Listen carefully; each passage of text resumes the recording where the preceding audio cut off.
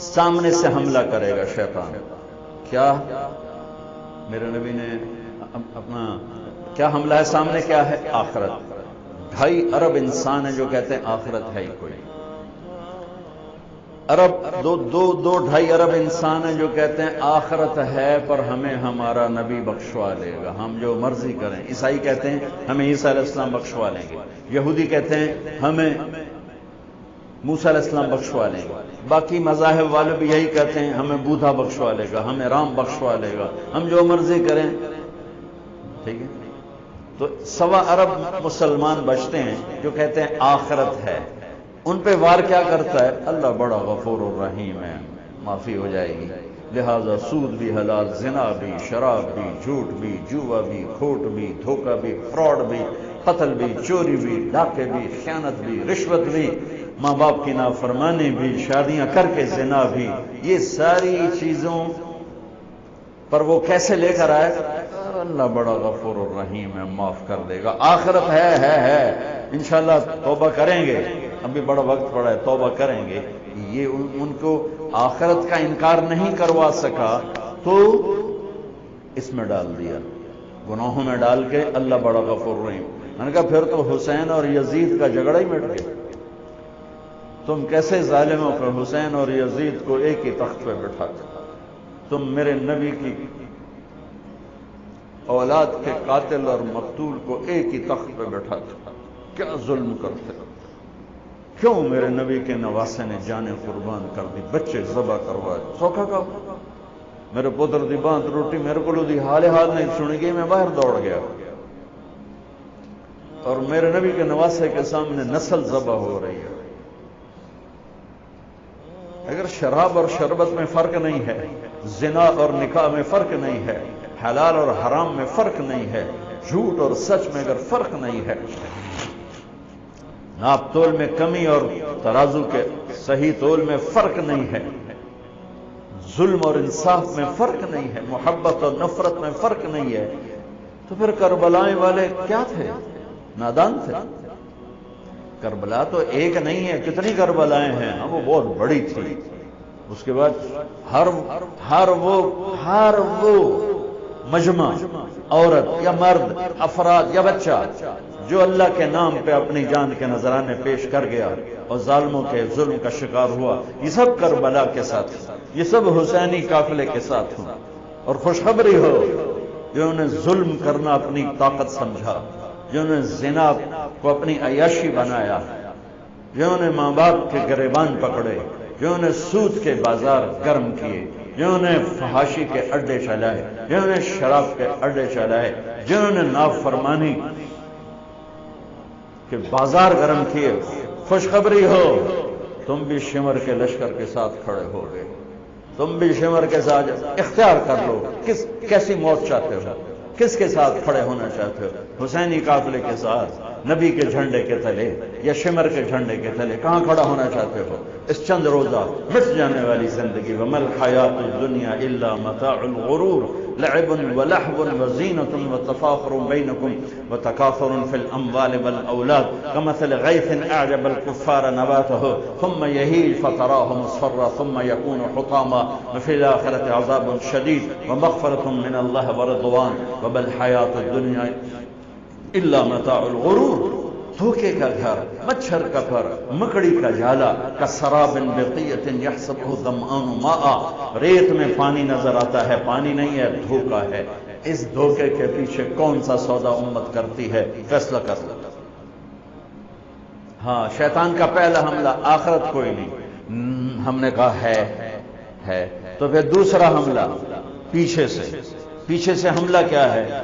دنیا اتنی خوبصورت کر کے دکھائے گا، دنیا پیچھے، کہ جنت یاد ہی نہیں رہے گی. کہے گا یہی جنت ہے. گلستان کالونی گندا نالا تو نام گلستان کالونی، پتہ نہیں کیوں جو بے وقوف ہیں جنہیں دا نام گلستان کالونی رکھے. وچ گندا نالا گزر رہا ہے، نام گلستان. اکھیاں ہیں کوئی نہیں تو نام چراغ شاہ، کھوتے دا مالک میں نہیں تے نام سوار شاہ.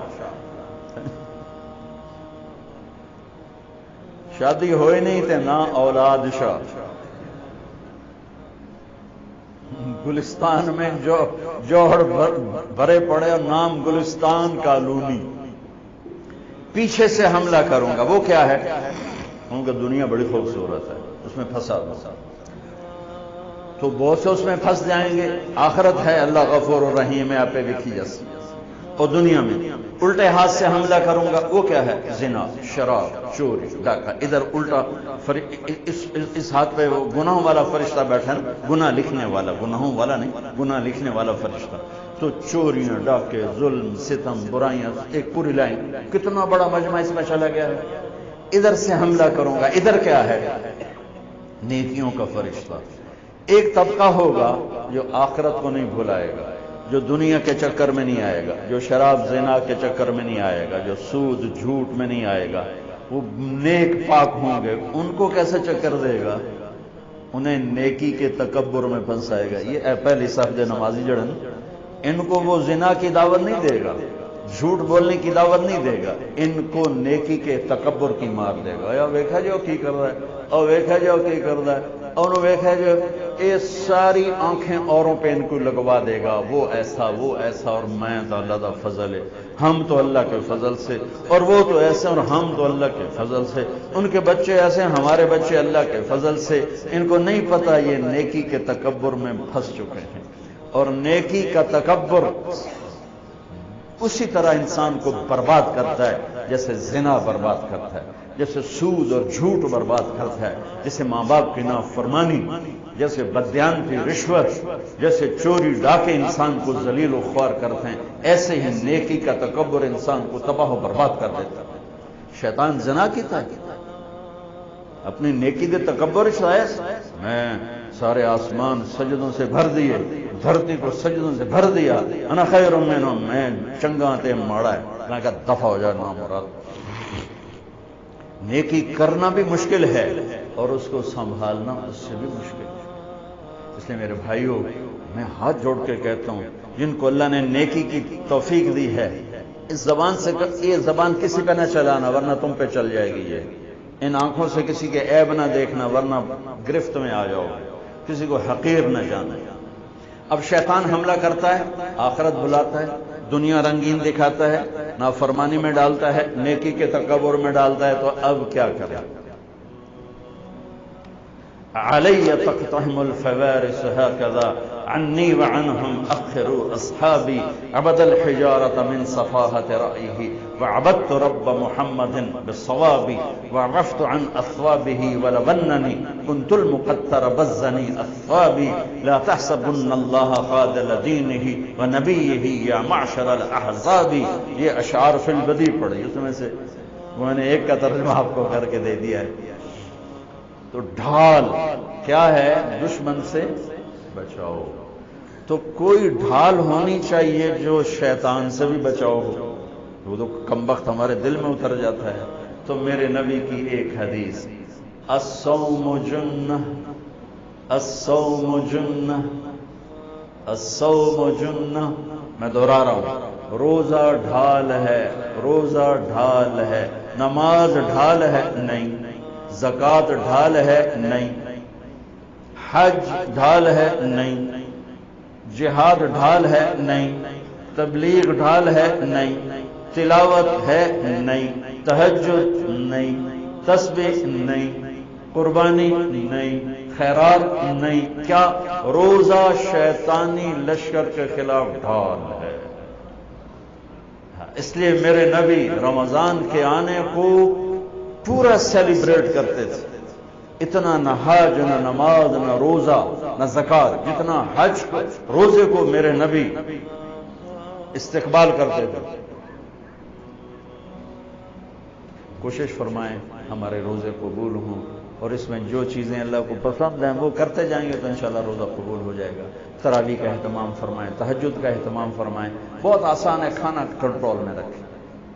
جو اس پر افطاری پہ جو تباہی مچاتے ہیں نا، اگر وہ چھوڑ دیں تو پھر کوئی مسئلہ نہیں، تراویح پڑھنا بھی، تہجد پڑھنا بھی۔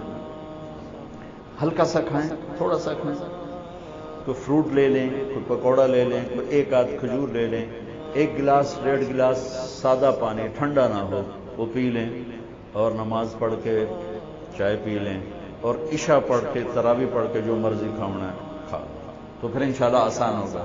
لیکن جو حال ہوتا ہے سموسیاں دا پکوڑیاں دا، وہ تو نماز ہی نہیں کسی پڑھنی، تراویح کہیں پڑھنی، اٹھے نالے کھول کے ڈٹھے پائے ہوں۔ چلو سنتیں ادا کرو۔